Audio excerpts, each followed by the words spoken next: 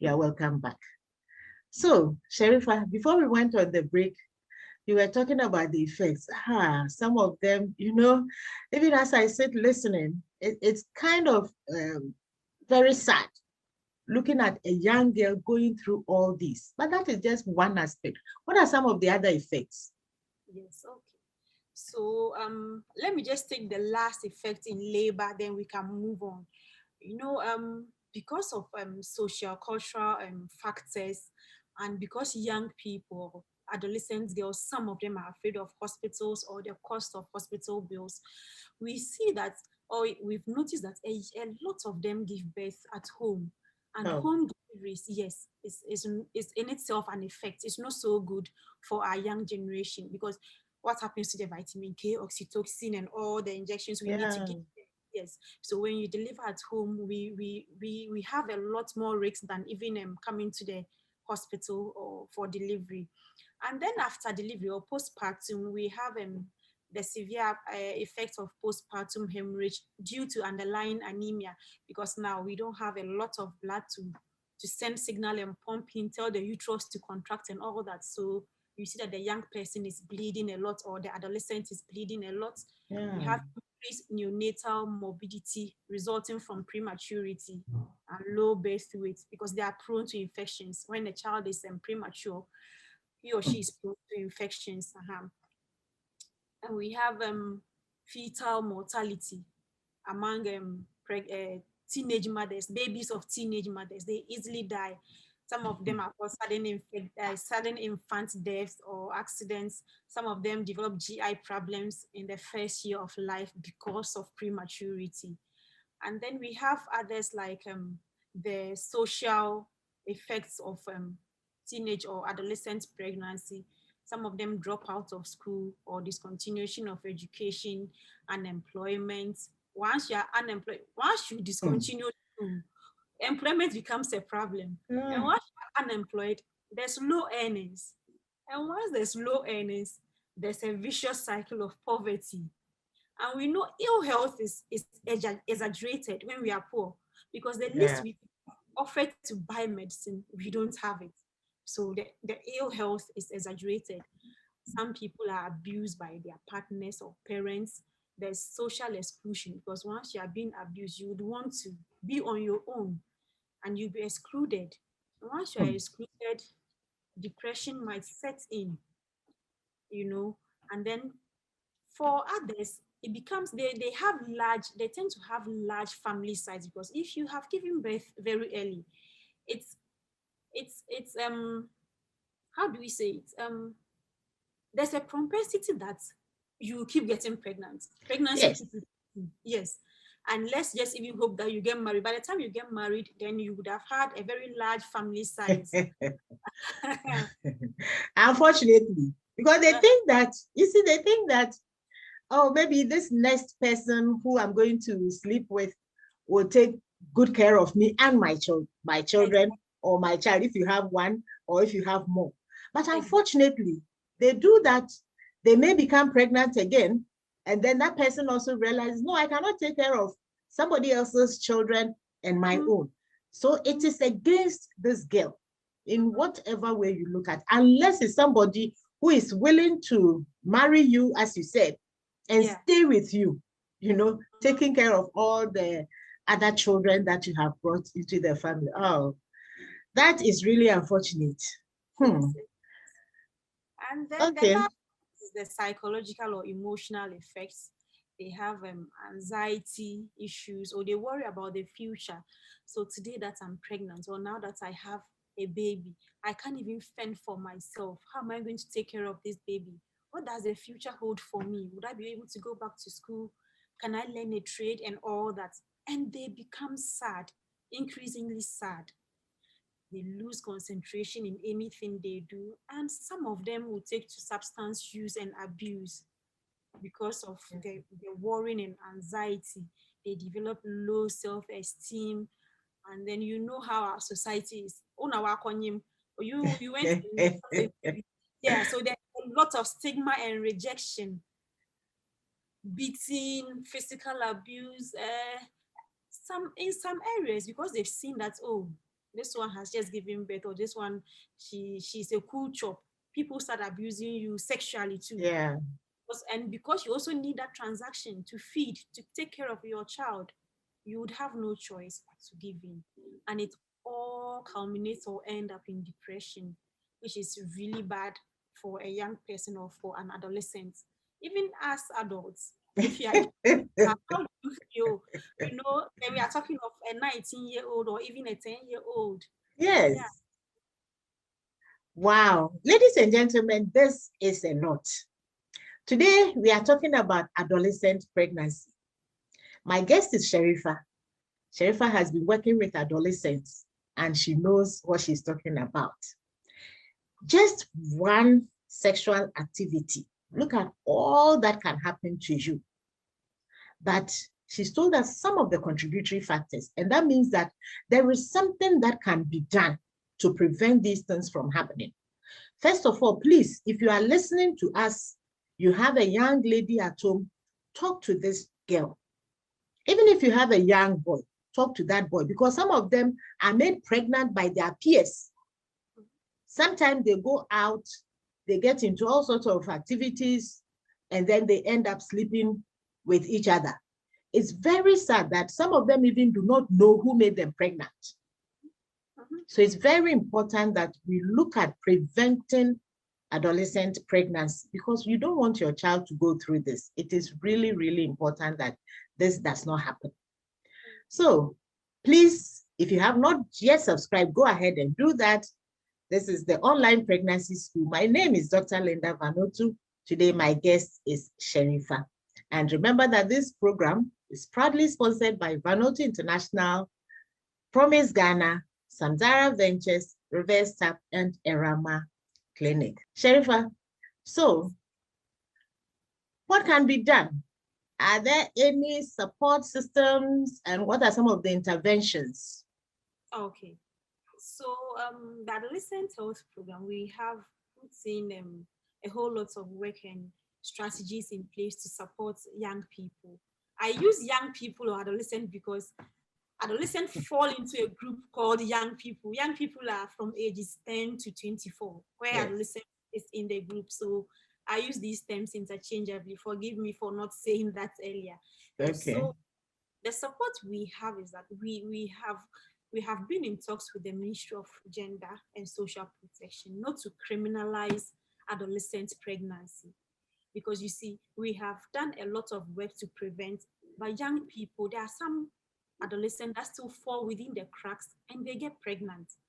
So when they do, we shouldn't criminalize that, and we should provide social support for them.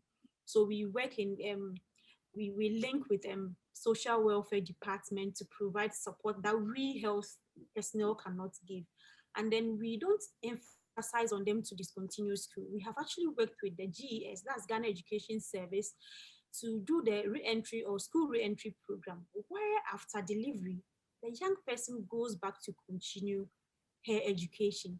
And whilst pregnant, if the young person can or is able to still sit in class, we encourage that. And GES has also accepted that there's a document and policy, yes, for that. And then we consider foster parenting or adoption, sorry, for these young girls. Because after delivery, if you don't have any relative or an adult significant other that can help take care of your child, it might mean that you wouldn't be able to take the child into the classroom. Yes. Because ideally, you should be in the classroom if you have someone helping you sitting outside so you can breastfeed and go back. But if you don't have anybody, still together, we work with the social welfare so that we foster this child for you, or the child goes into fostering, Wow. who you can later go and claim. And we have put in several interventions at the individual level or community level or even the national level to help young persons or to help adolescents come out strong and well. So for my part or for my office, we provide adolescent and youth friendly health services to every young person in Ghana. we have our corners, and we've mainstreamed into the regular healthcare provision all over Ghana. So everywhere Wow. you are, yes, you can access services. And then we said what we educate on people to support the girl child to go to school, keep Yes. the girl child in school, support the education, because several studies, and even for our own personal interaction with girls, once they are in school and they know that they have to get somewhere, the sex aspect is laid to the background. Ghana That Health is Service, very important. yes, and Ghana Health Service particularly also um, responding to this issue of the young girls that fall within the cracks and get pregnant. We have instituted something we call the safety net program, Mm-hmm.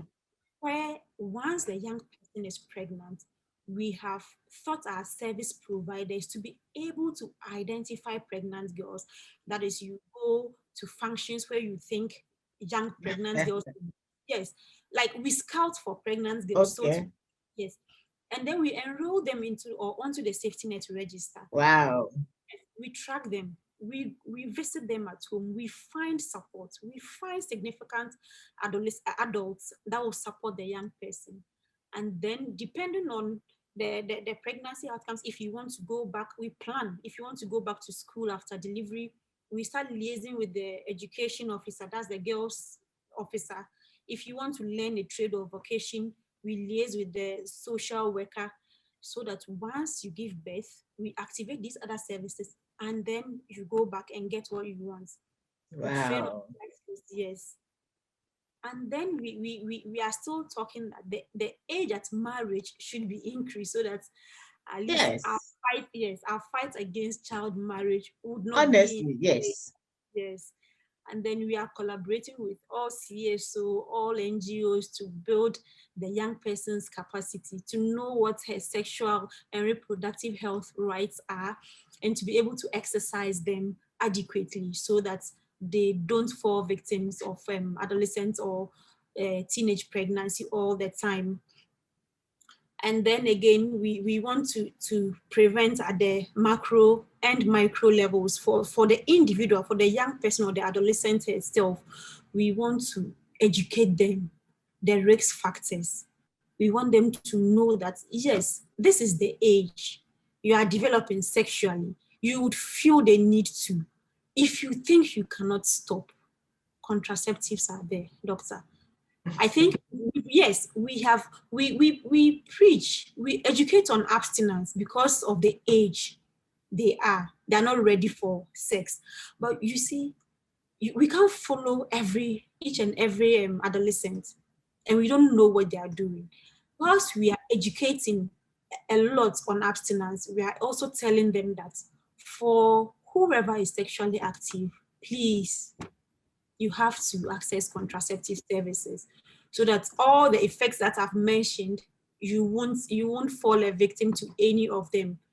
And I think I want to throw this challenge to the community too. The communities, our mothers, our relatives, everyone at home, they should help the young person or the adolescent girl be in school. We should Yes. try to change the narrative that the girl child has to be in the house and take care of the household chores, because we have a whole lot of hurdles in front of the girl child. Sometimes they don't want to be in school. You have given them the opportunity, but because they have a lot to do in the house, they don't want to. So please, to the community, you also have a lot at stake, or you have a role to play. We I have to do. offer girls here the opportunity to develop new skills. We have to influence our cultural norms against child marriage. Yes. Yes. That will be a big thing. And if you're able to do this, it will go a very long way. I'm sure for those of us who have gone to school, we appreciate the fact that, as Sharifa said, if you are in school, you focus on your school, you are educating yourself to be somebody that you want to be in the future. And you should not let a man stop you. Because you see, if you're a girl and you become pregnant, that boy, that man who made you pregnant is not carrying the baby. And therefore, if that boy is in school, he'll continue to be in school. If that man is working, he'll continue working. And whatever the person is doing, that person will continue doing and will not suffer all these things that we have gone through. Ladies and gentlemen, this is the Online Pregnancy School. My name is Dr. Linda Vanutu, and today I'm talking to Sharifa. Sharifa has told us a lot about adolescent pregnancy. There are so many things that I'm sure you have gathered that within this short time, we'll not be able to discuss all. So we'll make time again and talk about some of the things. For example, she has mentioned the early age at marriage. And this will take a whole institution. And if we as individuals understand that this is key, I'm sure we will all push for it and will support it. Now, before we end, we'd like to have your last words, Sharifa. Yes, okay. So I just want to encourage all of us, everyone, that and especially for those working in adolescent health, that we should keep on increasing access to adolescent and youth-friendly services, just like myself and Dr. Von Otu is doing. We are giving information, and it's still a way of increasing access to services. Information is still also services, and then we would want our men and adolescent boys to question our gender stereotyping, and then its subsequent negative effects that I've outlined, and then our families. And let's advocate for the girl child. Let's advocate for the girl child to have a better health or proper health outcomes, even if they get pregnant. Or we should not even let it come to that point of getting pregnant. We should prevent pregnancies, and then we should continuously encourage and empower the adolescent girl to make informed reproductive health choices. Making informed reproductive health choices is staying away from premarital sex or early sexual debut, not having sex at all, or for those who cannot abstain or who do not want to listen to us. I don't want to say the bad nuts, but we know there are some of us that still want to experiment, because adolescence is a stage of experimentation, which some of them can't contain. Let's improve or minimize the barriers to contraceptives, please.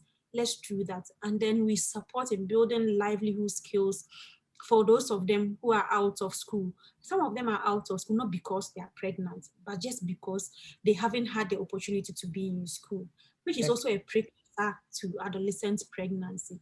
And then lastly, this is or is supposed to be a joint approach. We need the social worker, we need the officer from DOFSU, we need people like Dr. Linda Van Otu, because they have a wide network which are informed will reach the NGOs and the CSO, our community leaders. We need all these concerted efforts to prevent adolescents from getting pregnant, or even if they do, we need to make sure that the pregnancy outcomes are favorable. Thank you, Dr. Van Otu, for having me discussing this. Oh, thank you so much. This is not the only topic we'll be discussing about the adolescent. There are so many things we'll discuss about the adolescent. But this is key because, or we started with this because it can be prevented. Yeah. You know, Sharifa has said a lot.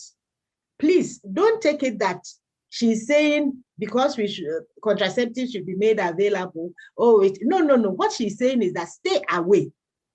It is for your own good. It is for your own benefit. And if you want to achieve something with your life, you don't want to be carrying a baggage that you can leave somewhere. You don't want to be going along with this baby. And you see, unfortunately, what happens is that now they turn their anger on these little babies. Mm-hmm. So you can see that the baby will be crying. She will not even bother looking at why this baby is crying. And if she has food, she's hungry herself. And therefore, you crying, you are making the whole thing very difficult for this young lady. But if you are able to stay away, you will not die. One day we'll discuss some of the things that young people hear from their friends. And they think that if you don't also get involved, you become, in quotes, an imbecile. No, it is not true. There are so many things. And that is why that I'm happy that the adolescent health services are available. So if you have any challenge, if you have anything you don't understand, please reach out to the hospital. Look for the public health unit. Tell them you are coming to talk about adolescent health. And these days, We have changed. Our attitude has improved as healthcare providers, and we are willing to talk to you because we have to provide health. And that is why the hospitals are set up. And for the young person who, unfortunately, if you are not married and you are pregnant, or even if you are married, because Sharifa has told us that the fact that you are married doesn't prevent you from having the effects of pregnancy in that age group. We also have the pregnancy schools which you can attend. And please, if you have any challenge approaching the hospital, just look for anybody in the nurse's dress and talk to that person. They've been trained to help you, and they will help you. Sharifa, one time, a young lady went to the hospital because she was pregnant. And when she saw the people there, she felt out of place because she saw that they were grown-ups and she was young. So she led around the hospital from morning till the antenatal closed. And then one midwife, so this lady had been, so she approached her, and apparently she was coming for antenatal. But because she saw the people there who were far older than she was, she couldn't join. And that is how come they now started holding clinics for young people or those who were younger than the average. All these are done because life is important. So they are not doing this to encourage you to become pregnant. They are doing this so that your life will be saved and the life of that baby will also be saved. And that is why we have these programs put in place as interventions for you. Another thing is that please, if you're a parent, pray with your children. Life is not so simple. They go through so many things, and then talk to them. Let them have this opportunity of talking to you. So if they go out there as young girls and a man approaches them and starts talking to them about something, they can come home and tell you. Then you can also advise. Or even if somebody unfortunately sleeps with them, they can come home and tell you. We will be talking more about adolescent health as we go along. But today I am happy that we have had the opportunity to start our conversation on the adolescent. And Sharifa, the passion is so great. I pray that God will give you the strength to be able to do this. And we will see the change that very soon, Ghana, our teenage pregnancy, I know it's a bit, in some of the regions, it is quite high. But with what is being done, I pray very hard that these things will come down and our young people will be who God has created them to be in the future. I want to thank you so much for your time. And dear viewers, yes, it is really a pleasure coming your way every Saturday with the Online Pregnancy School. Once again, this program was sponsored by Vanuatu International, Promise Ghana, Reverse Tap Samsara Ventures, and Erama Clinic. My name is Dr. Linda Vanuatu. If you have not yet subscribed, please go ahead and hit that subscribe button on YouTube. And on Facebook, follow me and like my page, The Pregnancy School. And together, we will make it. If you have any question, send me a message and I will definitely respond. And if Sharifa has to respond, I will send the question to her and she will be very happy to do that. Sure. Yes. Okay. So we come your way again with another interesting topic. It is bye from us. Bye.